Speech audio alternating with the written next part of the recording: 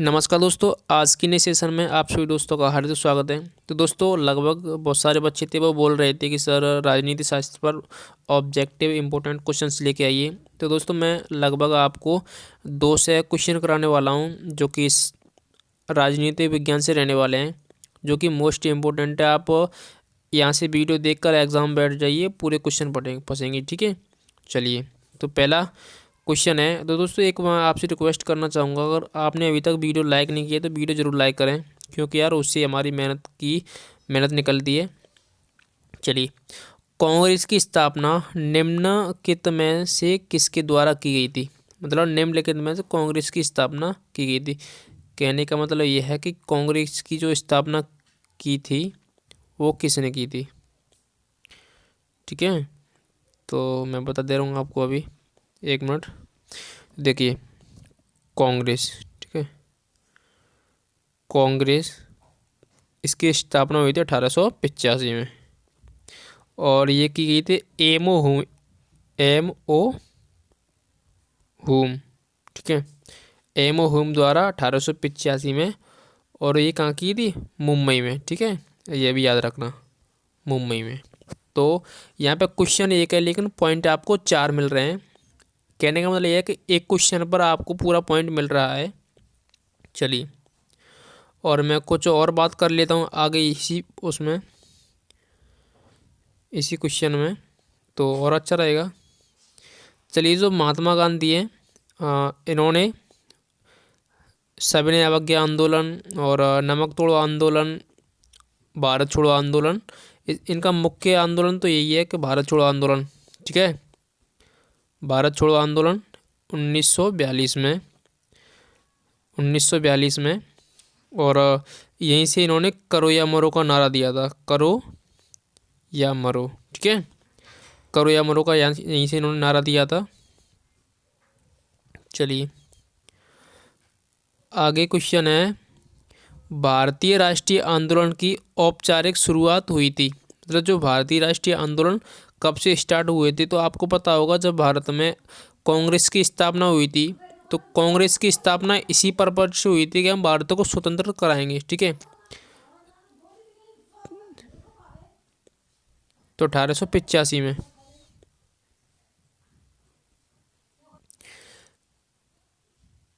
और अगर इसी में मैं बात करूं तो 1857 में क्या हुआ था पता है आपको? पहली स्वतंत्र भारत, मतलब यहीं से स्वतंत्रता आंदोलन स्टार्ट हुआ था 1857 से। और यहाँ से राष्ट्रीय आंदोलन की औपचारिक शुरुआत की गई थी 1885 से। और जो 1857 का यहाँ पे एक विद्रोह हुआ था जो मेरठ में, इसमें इसमें जो मंगल पांडे थे, इसमें फांसी दी गई थी, उनको याद रखना है आपको। ठीक है, और 1947 में भारत आज़ाद हुआ था, आपको ये भी पता है। चलिए, आगे क्वेश्चन है, भारतीय राष्ट्रीय कांग्रेस का पहला विभाजन विभाजन कब हुआ था? तो मतलब भारतीय राष्ट्रीय कांग्रेस थी, तो यहीं से एक मुस्लिम लीग बनी थी। क्या मतलब कि कांग्रेस में कुछ मुस्लिम लोग थे, तो वहाँ से उनको बंटवारा कर दिया गया था, मतलब कि अलग अलग हो गई थी वो, तो 1907 में। चलिए, वंदे मातरम किस भारतीय राष्ट्रीय आंदोलन का शीर्ष गीत बना? वंदे मातरम, कहने का वंदे मातरम का मतलब यह है कि भारत के लोगों में वो एक उत्साह पैदा करना। ठीक है, तो मतलब असहयोग आंदोलन, एक असहयोग आंदोलन नहीं, सॉरी, एक स्वदेशी आंदोलन था ये। ठीक है, स्वदेशी आंदोलन होने का मतलब यह है कि जो भारत के स्वतंत्रता सेनानी थे वो ये चाहते थे कि हम भारत में ही चीज़ें बनाएं। ठीक है, भारत में ही चीज़ें बनाएं और भारत में ही बेचें, विदेश में ना तो बेचेंगे और ना विदेश से हम खरीदेंगे। तो ये था स्वदेशी आंदोलन का मुख्य कारण। ठीक है, तो वंदे मातरम शीर्ष गीत इसी का बना था। आगे है, श्रीमती एनी बेसेंट कांग्रेस की अध्यक्ष कब निर्वाचित हुई थी? श्रीमती एनी बेसेंट कांग्रेस की अध्यक्ष कब निर्वाचित हुई थी? तो ये हुई थी कलकत्ता अधिवेशन में 1917। ठीक है, 1917। और चलिए,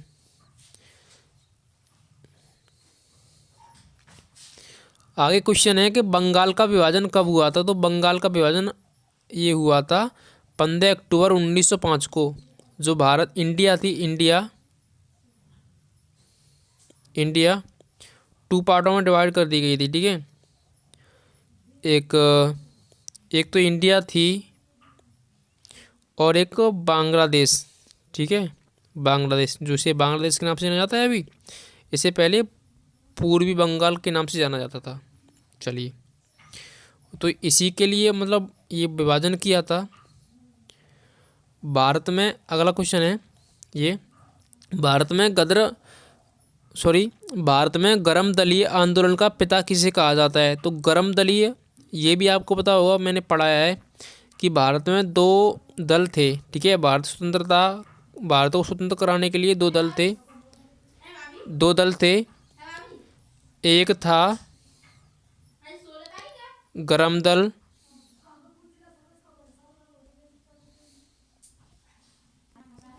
तो मैं बताऊं, भारत में दो दल थे जो उनका मुख्य उद्देश्य एक ही था, भारत को स्वतंत्र कराना। लेकिन इनकी जो विचारधाराएं थी वो अलग अलग थी। ठीक है, मतलब क्वेश्चन बात कर रहे हैं हम 7 की, तो इनकी विचारधाराएं क्या थी? अलग अलग थी। इंडिया में जो राष्ट्रीय आंदोलन के जो मतलब भारत को स्वतंत्र कराने वाले थे, उनकी अलग अलग विचारधाराएं थी। एक तो था गरम दल, एक था नरम दल। ठीक है, नरम, इसकी जो गरम दल की स्थापना की थी बाल गंगाधर तिलक ने, और नरम दल के मतलब समर्थक थे गोपाल कृष्ण गोखले, महात्मा गांधी, पंडित जवाहरलाल नेहरू, ये थे। और गरम दल के समर्थक थे बाल गंगाधर तिलक। ठीक है, और लाला लाजपत राय, इसी के समर्थक थे गरम दल के। चलिए, आगे क्वेश्चन है, भारत छोड़ो आंदोलन कब हुआ था? तो मैंने पहले बता दिया है, भारत छोड़ो आंदोलन ये हुआ था 8 अगस्त 1942 को। ठीक है, चलिए आगे क्वेश्चन है, स्वतंत्रता मेरा जन्मसिद्ध अधिकार है और मैं इसे लेकर रहूँगा, यह कथन किसका है? तो ये कथन था बाल गंगाधर तिलक का। ठीक है, कट्टरपंथी थे ये बहुत ज़्यादा अपने भारत को स्वतंत्र कराने के लिए। अमेरिका में गदर पार्टी की स्थापना किसके द्वारा की गई थी? तो ये लाला हरदयाल द्वारा 1905 में अमेरिका में की गई थी। ठीक है, ये क्वेश्चन बहुत बार पूछा जाता है। चलिए, इसका भी उद्देश्य यही था, भारत को आज़ाद कराना। आगे, अप्रैल 1929 में दिल्ली की केंद्रीय असेंबली में बम फेंकने वाले क्रांतिकारी नेता कौन थे? तो आपको ये बिल्कुल पता होना चाहिए, सरदार भगत सिंह। ठीक है, सरदार भगत सिंह ने दिल्ली की जब वहाँ पे बैठक चल रही थी, वहाँ पे इन्होंने बमबारी कर दी थी। आगे क्वेश्चन है, निम्नलिखित में से कारोकारी कांड से संबंधित क्रांतिकारी नेता हैं। तो कारोकारी कांड, राम प्रसाद बिस्मिल, इन्होंने एक ट्रेन लूट ली थी। ठीक है, ट्रेन लूट ली थी कारोकारी कांड में। इनके 3-4 दोस्त और साथ थे, तो मुख्य नेता राम प्रसाद बिस्मिल हैं। चलो,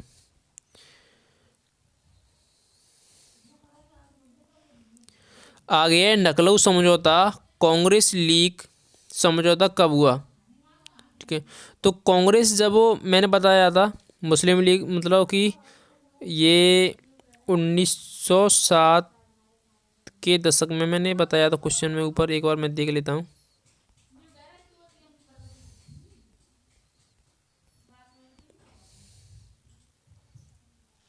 ठीक है, तो ये यहाँ से विभाजन,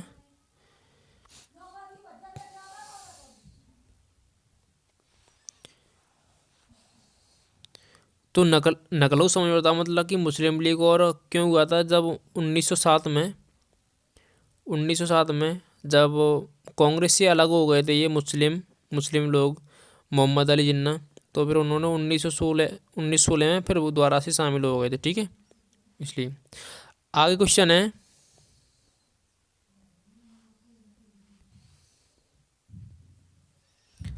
असहयोग आंदोलन के प्रस्ताव के अनुसार आंदोलन का कार्यक्रम था, मतलब असहयोग आंदोलन क्यों चलाया गया था। ठीक है, तो ये उपयुक्त तो सभी कारण थे, क्योंकि सरकारी अदालतों का बहिष्कार, विदेशी माल का बहिष्कार, सरकारी वैतनिक तथा अवैतनिक पदों व उपाधियों का त्याग करना, उपयुक्त सभी, मतलब सभी। मुख्य उद्देश्य ये था कि विदेशी वस्तुओं का बहिष्कार करना। ठीक है, चलिए। और असहयोग का मतलब ये होता है कि जो मुस्लिम भारत में आए, सॉरी वो ब्रिटिश भारत में आए थे, तो हमारे भारत के सहयोग से ही आए थे, ना कि वो डायरेक्ट जबरदस्ती घुस के आए थे। ठीक है, हम लोगों ने उनको सहयोग दिया और उन्होंने इसका मतलब हमारे भारत पे खुद राज्य किया। ठीक है, आगे क्वेश्चन है, रॉलेट एक्ट का उद्देश्य क्या था। तो रॉलेट एक्ट का एक ही उद्देश्य था। रॉलेट एक्ट 1919 में आया था। ठीक है, इसका उद्देश्य ये था कि मतलब बिना मुकदमा दायर किए पुलिस किसी व्यक्ति को पकड़ सकती थी। मतलब कि कोई व्यक्ति है, उस पर कोई मुकदमा नहीं चल रहा है, मतलब किसी व्यक्ति पर शक हो रहा है, तो वो उसे पकड़ लेती थी। ठीक है, तो बिना मुकदमा दायर किए। चलिए, तो इसमें हो गया कौन सा, ये ऑप्शन सा।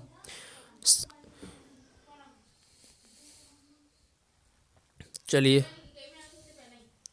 आगे है जलियांवाला बाग, जलियांवाला हत्याकांड घटना कब हुई थी। तो जलियांवाला 13 अप्रैल 1919 में क्यों हुई थी। जब रॉलेट एक्ट भारत आया था, तो दो नेता थे हमारे भारत के, तो वो ऐसे इसी मतलब बिना मुकदमा दायर किए पकड़ लिए थे। तो वहाँ पे अमृतसर में, पंजाब में, जब लोग वहाँ पे भीड़ इकट्ठा हुई इसी के उपलब्ध, मतलब इसी के ज़रिए, इसी के चलते रॉलेट एक्ट के ज़रिए, तो वहाँ पे जनरल डायर आया। जनरल डायर ने वहाँ पे लोगों पे गोली चला दी। ठीक है, लोगों पे गोली चला दी, लोग बहुत ज़्यादा संख्या में मारे, कम से कम हज़ारों लोग मारे गए थे। ठीक है, तो ये अमृतसर 1919 में जलियांवाला बाग हत्याकांड हुआ था, 1919 में 13 अप्रैल। चलिए, आगे है, पूना सार्वजनिक सभा की स्थापना किस वर्ष हुई।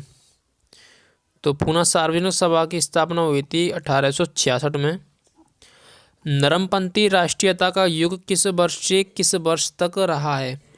तो नरमपंथी, तो आपको पता ही होगा, नरमपंथी तो शुरुआत से चली आ रही थी 1885 से, जब कांग्रेस की स्थापना हुई थी, तो 1885 से 1905 तक। सबसे भीषण अकाल निम्न में से किस वर्ष पड़ा था। सबसे भीषण अकाल निम्न में से किस वर्ष पड़ा था। तो ये बढ़ा था 1896 से 97 तक। ठीक है, यहाँ तक आपका एक यूनिट ख़त्म होती है। यूनिट 2 में हम जाएंगे।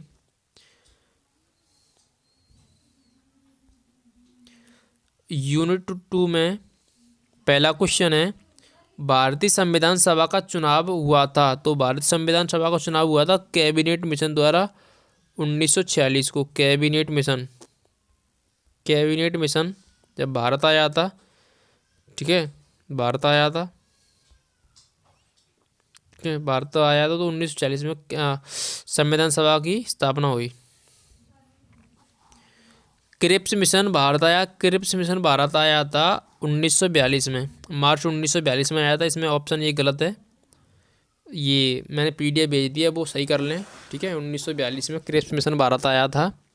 इसका भी उद्देश्य यही था, भारत में संविधान बनाना, लेकिन ये सही नहीं था। क्यों सही नहीं था कि जब सेकेंड वर्ल्ड वार चल रहा था, तो इंग्लैंड हमारे साथ चल खेल रहा था।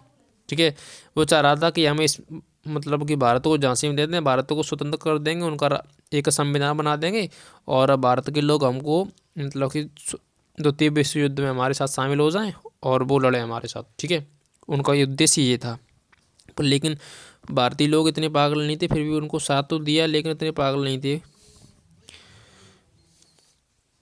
चलिए, इसका उद्देश्य यही था संविधान बनाना, लेकिन ये कुछ वैसे ही, मतलब इन्होंने संविधान बनाने की बात कही थी, लेकिन ये कहा था कि हम संविधान आपका बनाएंगे, लेकिन इसमें हमारी मुख्य भूमिका रहेगी। ठीक है, हम चाहेंगे तैसे संविधान बनेगा आपका, लेकिन ये कैंसिल कर दिया गया था महात्मा गांधी सब लोगों ने कि हम ऐसा नहीं चाहते। महात्मा गांधी चाहते थे कि हम भारतीय संविधान हमारी इच्छा अनुसार बनेगा, मतलब भारतीय लोगों की इच्छा अनुसार बनेगा। ठीक है, चलिए आगे क्वेश्चन है, भारतीय संविधान भारतीयों की इच्छा अनुसार ही होगा, मतलब किसने कहा था? तो ये क्वेश्चन भी आ गया, लो महात्मा गांधी ने। ठीक है, किसने कहा था? महात्मा गांधी ने। आगे क्वेश्चन है, भारतीय संविधान सभा के अध्यक्ष थे? तो भारतीय संविधान सभा के अध्यक्ष थे डॉक्टर राजेंद्र प्रसाद, मतलब स्थायी सदस्य थे। ठीक है, और अस्थायी सदस्य बनाया गया था 9 दिसंबर 1946 को सच्चिदानंद सिन्हा को। ठीक है, चलिए भारतीय संविधान सभा की पहली बैठक हुई थी, भारतीय संविधान से प्रथम बैठक 9 दिसंबर 1946 को। चलिए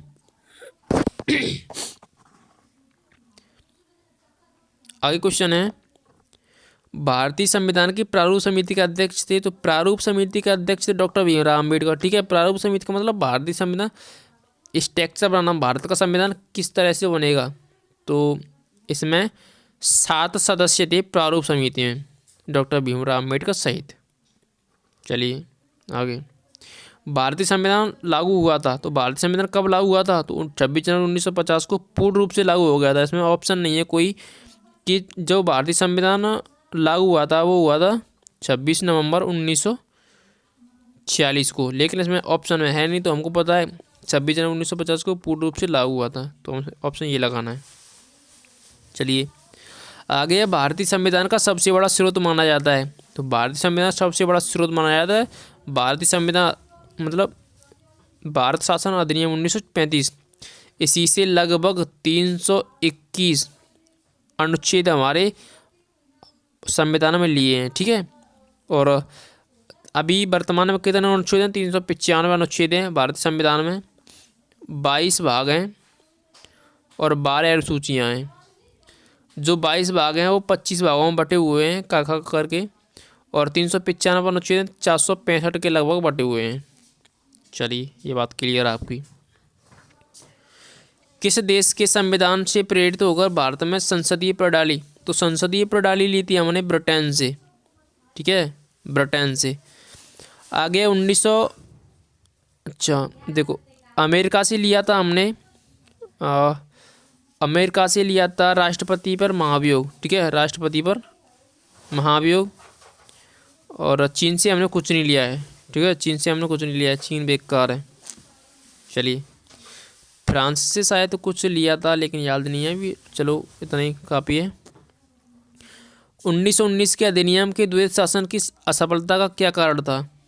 तो इसका सभी कारण थे, मतलब कि अंग्रेज़ों की इन्होंने एक अधिनियम निकाला था द्वैध शासन अधिनियम। तो बिल्कुल ये आपको दिया है, विषयों का अतार्किक और अव्यावहारिक विभाजन, गवर्नर जो वहाँ पे गवर्नर लोग हुआ करते थे उनकी इच्छा चलती थी, सामूहिक उत्तरदायित्व के सिद्धांत का अभाव था। तो उपयुक्त तो सभी है इसमें, मतलब कि ऑप्शन सा ये सभी कारण थे, इसीलिए ये फेल हो गया था। मोंटेग्यू चेम्सफोर्ड सुधार अधिनियम कब हुआ था? तो ये आया था 1919 में। इसमें मतलब भारत के लिए संविधान की बातें भी, लोगों में कुछ कमियाँ, मतलब भारत के लोगों के लिए संविधान। ठीक है, 1935 के अधिनियम की सबसे महत्वपूर्ण विशेषता थी, 1935 का अधिनियम सबसे महत्वपूर्ण विशेषता ये थी, प्रांतों में स्वायत्त शासन की स्थापना करना। ठीक है, चलिए आगे, केंद्रीय कार्यकारिणी में सम्मिलित पहले भारतीय लौ सदस्य कौन थे? तो लौ सदस्य थे तेज बहादुर सप्रू। ठीक है, असहयोग आंदोलन किसके द्वारा चलाया गया था? तो असहयोग आंदोलन चलाया गया था गांधी जी द्वारा। आगे, असहयोग आंदोलन का प्रस्ताव कब पारित हुआ? ठीक है, मतलब पास हुआ तो 1920 में हुआ था, मैंने बताया था पहले ही। रोलेट एक्ट किस सन में पास हुआ? तो रोलेट एक्ट आप जानते ही होंगे क्या था और कैसे उसमें मतलब लोग किस तरह से पकड़े जाते थे, 1919 में बनाया गया था। इसी के उस पे चलते एक अमृत जलियांवाला बाग हत्याकांड हुआ 13 अप्रैल 1919 को, जो अमृतसर में पंजाब में। सविनय अवज्ञा आंदोलन कब प्रारंभ हुआ? तो सविनय अवज्ञा आंदोलन प्रारंभ हुआ 6 अप्रैल 1930 को। सविनय अवज्ञा इसका मुख्य उद्देश्य था नमक तोड़ना, मतलब भारत के लोग अपना नमक स्वयं बनाएंगे, ठीक है, भारत के लोग नमक स्वयं बनाएंगे। तो जब महात्मा गांधी लगभग अपने 78 सदस्यों को लेकर 16 दिन की यात्रा पर गुजरात के डांडी गए थे, ठीक है, वहाँ पे उन्होंने नमक बनाया, उन्होंने नमक बनाया था और अंग्रेजी नमक कानून तोड़ा, ठीक है। रोलट एक्ट किस सन में पास हुआ? तो ये तो बता दिया ही। सविनय अवज्ञा आंदोलन ये भी बता दिया, चलो नहीं इसमें। सविनय अवज्ञा आंदोलन 1930 में। गांधी इब्रन समझौता 1931 में हुआ था, ठीक है, गांधी इब्रन समझौता 1931 में 5 मार्च 1931 में हुआ था ये। भारत छोड़ो प्रस्ताव की स्थिति को प्रस्तावित हुआ तो 8 अगस्त 1942 को, ठीक है। संविधान पारित घोषित किया गया था, तो संविधान पारित किया गया था 26 नवंबर 1949 को। इसमें ऑप्शन दिया है, उसमें ऑप्शन नहीं दिया था ऊपर, तो हमने 26 जनवरी 1950 लगाया था, ठीक है। हमने इसीलिए मैं बता दे रहा हूँ दोबारा से, 26 नवंबर 1949 को भारत मुख्य रूप से मतलब पूर्णतः लागू नहीं हुआ था, उसके कुछ भाग बन रह गए थे। तो जब भारतीय संविधान पूर्ण रूप से बन गया तो 1950 को लागू कर दिया गया, 26 जनवरी 1950 को। इसीलिए हम गणतंत्र दिवस मनाते हैं 26 जनवरी को। संविधान की आत्मा किसे कहा जाता है? संविधान की आत्मा प्रस्तावना को कहा जाता है, ठीक है। ये संविधान है,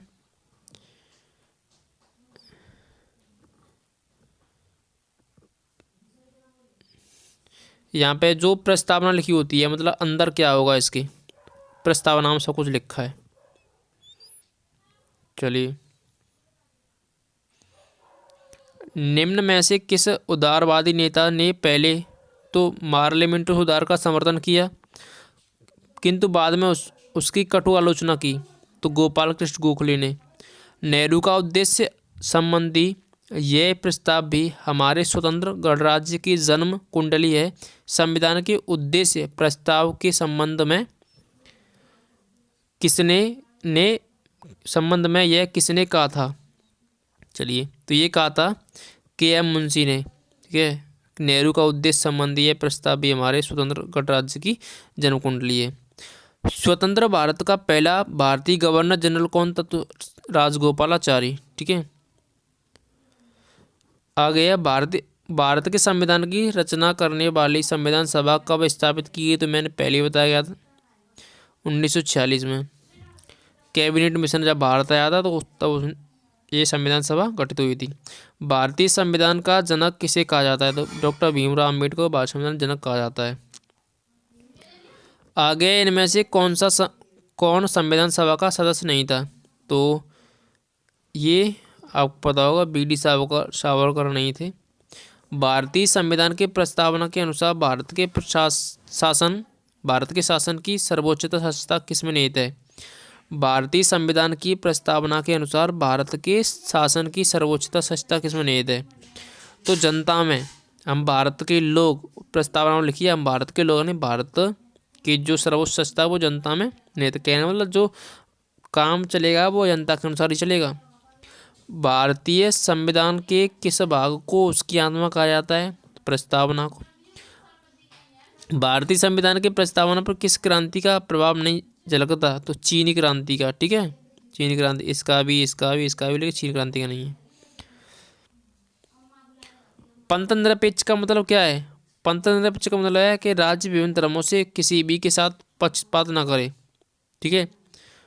मतलब कि धर्म के चलते राज्य किसी को पक्षपात ना करे।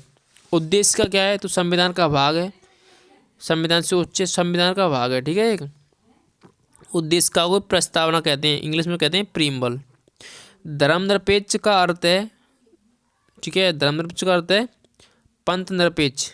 धर्मनिरपेक्ष या पंथ निरपेक्ष, जो धर्म का समर्थक ना करे उसे धर्मनिरपेक्ष या पंथ निरपेक्ष कहते हैं। नागरिकता का, चलो यहाँ तक के क्वेश्चन बहुत हैं और मैं अगली वीडियो जल्दी लेके आऊँगा। अगर आपका रेस्पॉन्स अच्छा मिला तो। चलिए thank you, bye bye, take care. Video को लाइक ज़रूर करें, सब्सक्राइब करें, वीडियो शेयर करें।